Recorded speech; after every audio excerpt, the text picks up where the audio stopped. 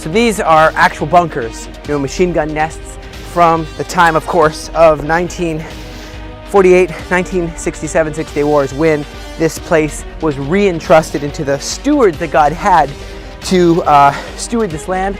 That's the Jewish people, that's the Israel. 6 days, seventh day you rest. This place miraculously came back into our hands. And let me tell you what, it's still disputed. Just like the very place Jesus was born, in Bethlehem.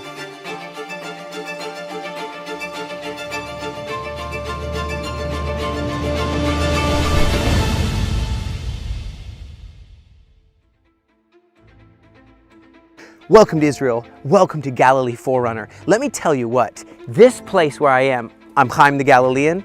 I'm up in the Galilee, I'm in the Golan Heights, and this land of miracles has so much training for leaders like yourself, the young and the young at heart, who come here in throngs to stay with us and in our many locations, pray with us in the vertical Galilee House of Prayer, and of course, learn with us in the Ambassador Academy, and of course, serve with us, serving the poor, just like Yeshua did. But this place is so special because, as you can see, it was called Hippos by the Greeks. You know, the word hippo actually means horse.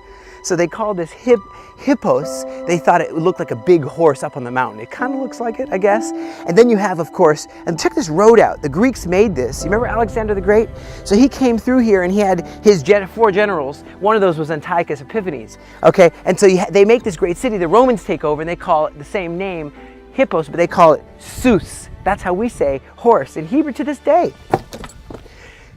As a sergeant major in the reserves right now, the places like this, I know, in our history, were used to defend as we were barraged by missiles. A friend of mine I brought up here, he was here in 67, and let me tell you what, of course he's very, very old right now, and he says that he's amazed that after so many of his people died, they were still able to hold this hilltop.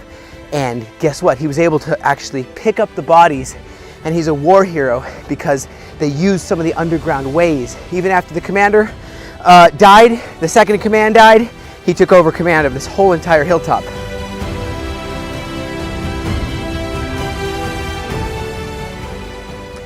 I think of what it means to be a doorkeeper in the house of the Lord, and we have this guy, Obed-Edom.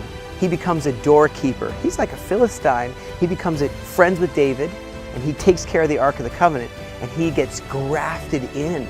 That's what I think when I think olive tree, when I think grafting in, when I think one new man.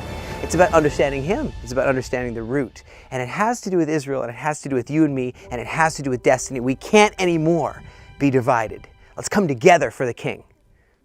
And hey, ambassadors, stay faithful. Let us run with endurance the race that is set before us, looking to Yeshua, the founder and perfecter of our faith, who for the joy that was set before him endured the cross, despising the shame, and is seated at the right hand of the throne of God.